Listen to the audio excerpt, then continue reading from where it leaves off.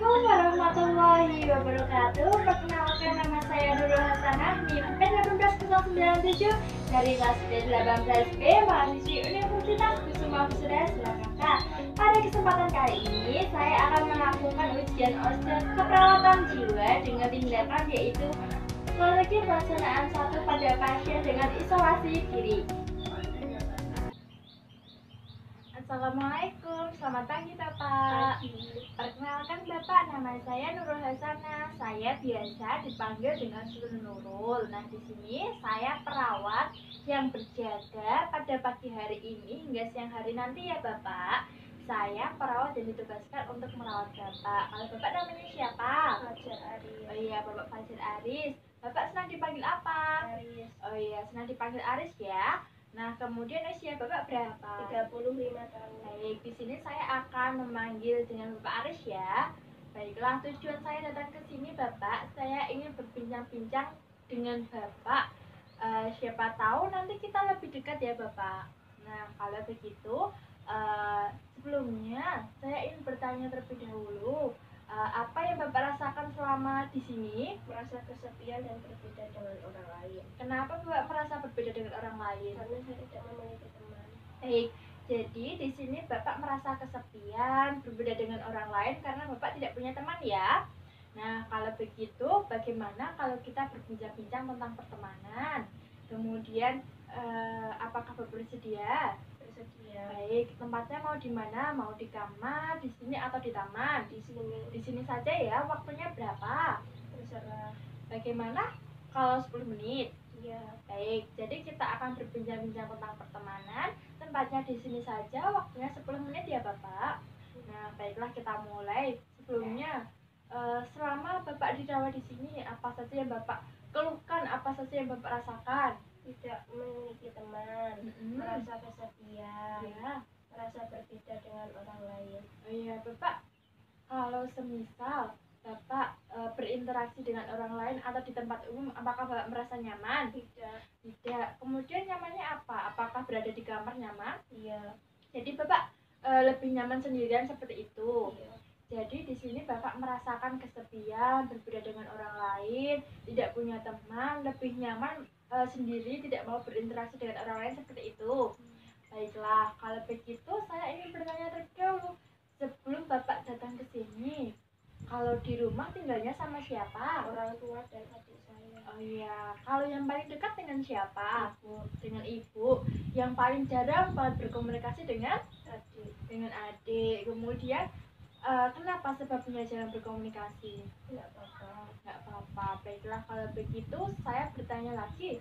Selama Bapak dirawat di sini, Bapak apakah punya teman? Tidak. Tidak punya teman. Kenapa? Karena mereka sangat jahat. Jahatnya kenapa? Tidak mau berteman dengan Bapak? Iya. Oh, jadi Bapak merasa teman-teman Bapak itu tidak ingin berteman dengan Bapak seperti itu ya? Nah, coba sekarang kita diskusikan terlebih dahulu apa saja keuntungan jika kita mempunyai teman. Merasa punya teman. Iya. Tidak kesepian. Iya. Ada teman ngobrol. Oh, jadi menurut Bapak keuntungan ketika kita memiliki teman yaitu tidak merasa kesepian, punya teman ngobrol, seperti itu ya. Nah, ada juga keuntungan yang lain, semisal Bapak membutuhkan bantuan. Nah, di sini kan Bapak membutuhkan bantuan orang lain, jadi harus berkenalan terlebih dahulu dengan orang lain supaya Bapak ketika membutuhkan apa-apa bisa minta bantuan dengan orang lain. Kemudian ketika Bapak ingin ngobrol atau ketika Bapak ingin curhat atau ketika Bapak ingin berbincang-bincang, Bapak punya teman. Ya seperti itu ya Bapak. Nah, coba sekarang kita diskusikan apa saja kerugian ketika kita tidak punya teman. Merasa kesepian. Tidak ada teman curhat. Terus, jadi menurut Bapak ketika kita tidak punya teman, kita merasa kesepian dan tidak punya teman curhat ya. Nah, ada lagi kerugian ketika kita tidak punya teman Bapak. Seperti kita tidak percaya diri karena kita merasa minder seperti tadi yang Bapak katakan. Tidak ada orang yang mau berteman dengan kita. Karena kiranya kita sombong atau gimana, kita tidak mau berinteraksi dengan orang lain seperti itu ya. Kemudian ketika kita membutuhkan bantuan, ketika kita tidak kenal mau dengan siapa kita meminta bantuan seperti itu ya. Kemudian ketika kita melakukan aktivitas, masa mau cuman diam-diaman aja kan nggak enak ya. Enak kan juga kalau punya teman, bisa ngobrol, bisa ketawa bareng, bisa senang-senang bareng, bisa melakukan aktivitas bersama seperti itu ya. Nah, dari sekian banyak kerugian ketika kita tidak punya teman dan sekian banyak keuntungan kita punya teman, apakah di sini Bapak masih berpikiran tidak mau punya teman? Apakah berkeinginan untuk berkenalan dengan orang lain? Berkeinginan untuk berkenalan. Oh iya, pengen punya teman banyak ya Bapak. Iya. Nah, sekarang coba Bapak contohkan kepada saya bagaimana ketika Bapak berkenalan dengan orang lain. Perkenalkan, nama saya Fajar Aris dari Boyolali. Hobi saya sepak bola. Oh iya, tadi sudah bagus sekali Bapak dapat berkenalan dengan orang lain. Nah, di sini saya akan mengkoreksi sedikit dari cara berkenalan Bapak. Tadi sudah bagus sekali dapat menyebutkan nama, kemudian hobi, sama asal. Nah, tapi alangkah lebih baiknya jika suaranya jelas, tidak pelan-pelan tadi seperti tadi. Biar orang yang kita ajak ngobrol itu tahu apa maksud kita, seperti itu ya. Nah, kemudian posisinya kan nggak enak ya kalau kita berbicara nunduk, perkenalkan nama saya, itu kan tidak enak ya. Nah, posisinya duduk yang bagus seperti ini. Nah, bersikap terbuka, bersikap ramah seperti itu. Kemudian kontak mata. Nah, ketika kita berbicara dengan orang lain, jika kita hanya menunduk seperti ini, orang yang kita ajak bicara kan merasa aneh kan, tidak suka kan. Nah, lebih baik nanti kontak matanya saling terbuka, jadi saling pandang-pandangan biar enak ngobrolnya seperti itu ya. Nah, di sini saya akan mempraktekkan terlebih dahulu cara berkenalan dengan orang lain. Nah, caranya nanti kita akan berjabat tangan, kemudian menyebutkan nama panggilan, alamat, serta hobi, seperti itu ya. Nah, kemudian setelah itu kita dapat bertanya kembali, nama kamu siapa, alamat kamu dari mana, hobi kamu apa, kemudian nama panggilan kesukaan kamu apa, seperti itu. Nah, setelah itu nanti kita bisa berbincang-bincang dengan yang lain, misalnya tentang cuaca atau tentang hobi kita kesamaan, kita dapat berbincang-bincang lebih lanjut lagi seperti itu. Nah, di sini saya akan mempraktekkan terlebih dahulu cara berkenalan ya. Coba sekarang. Nah, caranya berjabat tangan seperti ini, kemudian saya berkenalan dengan kamu. Anggap saja saya belum pernah kenal kamu ya. Perkenalkan, nama saya Nurul Hasanah. Saya senang dipanggil dengan Nurul. Alamat saya dari Boyolali. Hobi saya yaitu bermain musik. Nah, sekarang nama kamu siapa? Fajar Aris. Oh iya, nama panggilannya siapa? Aris. Oh iya, alamatnya dari mana? Boyolali. Hobinya apa? Sepak bola. Oh iya, senang berkenalan dengan kamu ya. Nanti kita lanjut berbincang-bincang lagi. Nah, seperti itu kan enak ya Bapak, berkenalan, punya teman seperti itu. Nah, sekarang coba Bapak praktekkan kepada saya. Anggap saja kita belum pernah bertemu, kita belum pernah kenalan ya. Coba bagaimana caranya? Perkenalkan, nama saya Fajar Aris. Saya dari Boyolali. Saya suka dipanggil Aris. Saya hobi sepak bola.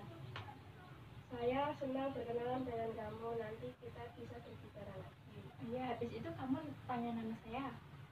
Nama kamu siapa? Nama saya Nurul. Nama kesukaanmu apa? Panggilan saja Nurul. Hobi apa? Hobi saya suka bermain musik. Alamatnya? Alamat saya dari Boyolali. Ya, seperti itu bagus sekali ya Bapak dapat berkenalan dengan baik. Nah, saran saya Bapak nanti dapat dipraktekkan dalam kehidupan sehari-hari. Selama Bapak dirawat di sini, Bapak bisa berkenalan dengan orang yang ada di sekitar Bapak. Seperti itu ya. Nah, sampai di sini. Setelah kita belajar berkenalan, bagaimana perasaan Bapak? Senang. Rasa senang. Kemudian tadi saya lihat Bapak bagus sekali saat berkenalan dapat menyebutkan nama, alamat, kemudian hobi, nama panggilannya apa. Sudah bagus sekali ya Bapak.